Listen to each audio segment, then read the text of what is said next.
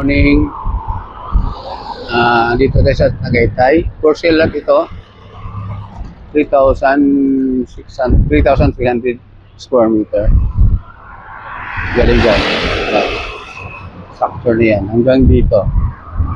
15 meters yung frontage. Yan yung going to Twin Lake.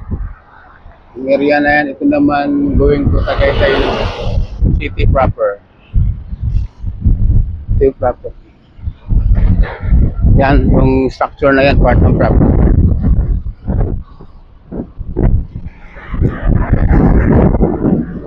Yan ang view niya, oh. Ang view. You